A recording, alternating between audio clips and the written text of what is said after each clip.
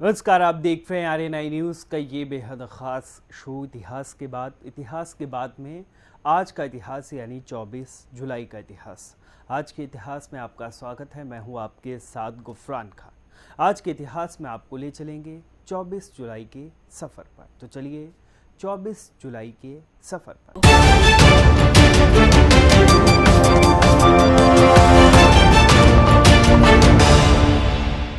तत्कालीन वित्त मंत्री मनमोहन सिंह ने 24 जुलाई 1991 को संसद में बजट पेश किया, जिसने भारत के लिए आर्थिक उदारीकरण के रास्ते खोल दिए थे। जून 1991 में नरसिम्हा राव देश के प्रधानमंत्री बने और उन्होंने वित्त मंत्रालय की जिम्मेदारी सौंपी मनमोहन सिंह को।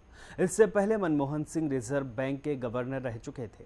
उन्होंने कई आर्थिक सुधार किए थे। उस समय अर्थव्यवस्था की हालत खराब थी। नरसिम्हा राव ने वित्त मंत्री के तौर पर मनमोहन सिंह को अर्थव्यवस्था में सुधार के लिए बड़े बदलाव करने की छूट दी। बतौर वित्त मंत्री मनमोहन सिंह ने आज ही के दिन 1991 में अपना पहला बजट संसद में पेश किया था। भारत के इतिहास में इस बजट को गेम चेंजर बजट कहा जाता है। मनमोहन सिंह ने इंपोर्ट एक्सपोर्ट पॉलिसी में बदलाव कर भारतीय अर्थव्यवस्था को दुनिया के लिए खोल दिया। इसी बजट की बदौलत भारत की अर्थव्यवस्था ने गति पकड़ी और देश में आर्थिक सुधार को आगे बढ़ाने का खाका तैयार हुआ। दरअसल इससे पहले देश की अर्थव्यवस्था कई कारणों से पिछड़ी हुई थी।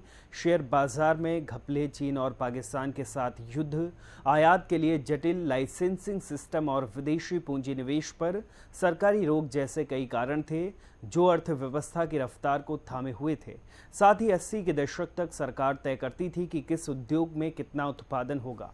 सीमेंट से लेकर बाइक के उत्पादन, हर क्षेत्र में सरकारी नियंत्रण था। 1991 में जब मनमोहन सिंह वित्त मंत्री बने तब भारत में विदेशी मुद्रा का भंडार केवल कुछ हफ्तों तक ही आयात करवा सकता था। ये एक गंभीर समस्या थी।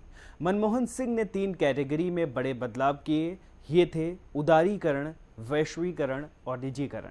साथ ही मनमोहन सिंह ने इंपोर्ट एक्सपोर्ट पॉलिसी में भी बड़े बदलाव किए। इंपोर्ट के लाइसेंस फीस को घटाया गया, एक्सपोर्ट को प्रमोट किया गया। कस्टम ड्यूटी को 220% से घटाकर 150% किया गया। बजट में बैंकों पर आरबीआई के नियंत्रण को भी कम किया गया। बैंकों को जमा और कर्ज पर इंटरेस्ट रेट और कर्ज की राशि तय करने का अधिकार दिया गया।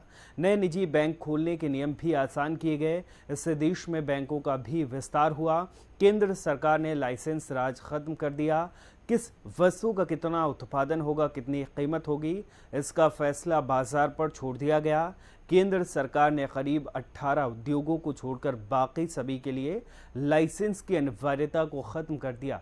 इन बदलावों ने भारतीय उद्योग को सीधे अंतर्राष्ट्रीय बाजार से कंपटीशन के द्वार खोल दिए। इन्हीं सुधारों का नतीजा था कि अगले एक दशक में भारतीय अर्थव्यवस्था ने तेज गति से विकास किया। फिलहाल आरएनआई न्यूज़ के इस खास पेशकश में बस इतना ही। उम्मीद है आज का इतिहास यानी 24 जुलाई का इतिहास आपको पसंद आया होगा। अगर पसंद आया हो तो हमें कमेंट करके ज़रूर बताएं। हमारे वीडियो को लाइक करें, शेयर करें, चैनल को सब्सक्राइब करें और देखते रहें आरएनआई न्यूज़।